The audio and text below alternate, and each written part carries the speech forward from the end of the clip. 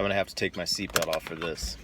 This is Jedi Steve, and I'm gonna talk about a conversation that I had with one of my Lyft passengers and why I'm getting into the AI space.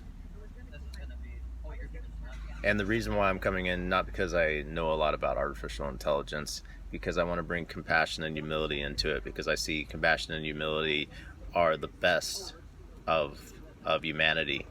And I think it's important that instead of us becoming, it'll help balancing being a Jedi with artificial intelligence opposed to balancing being a Darth Vader. That's the two choices that we have. Darth Vader cut off his whole body, this feeling spacesuit that can be very, very balanced. If we're balanced and not toxic, it can be a very, very powerful thing. So I had a conversation with one of my Lyft passengers, and he was bragging that his company had a software that they gave laptops to seventh graders, and they would go home and they would track everything they were doing on the laptops. And he was bragging like that snobby, condescending smile that his laptop could predict if a child was going to be kicked out of school or was going to drop out of school. And he was so happy that his software was able to predict that. And immediately, as a Jedi, I heard getting kicked out of school, criminal, suicide. Like, I just heard that. That's who I am. And when I hear that, I think of solutions. And in the AI space, they just accept that. So if you're in a space that you're a programmer, can it be that AI can tell by the way that somebody walks or their facial expressions how they should shift a diet? Could AI figure out what type of music or what type of sounds somebody should listen to be able to relax, to change and shift?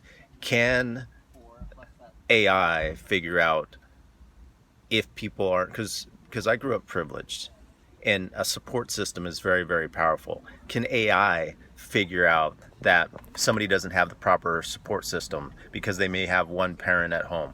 Can AI figure out a way to balance that? Figure out what type of content this young person should be listening to online? And 15 minutes a day could be very, very powerful and change. I do this all the time on helping people. I can smell, and my sense of smell is probably one of my furthest ones away. But I can smell when somebody's depressed around me. If you see a dog will sit there smelling things. We also have lost sight that we can smell stuff. Can we train AI to smell when somebody's depressed? Depression is a level of awareness. So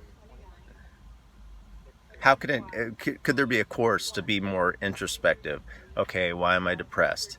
Oh, I'm depressed because I'm going out with a piece of shit. Oh, I'm depressed because when I was 3 years old, my father gave me a dirty look. What's the solution?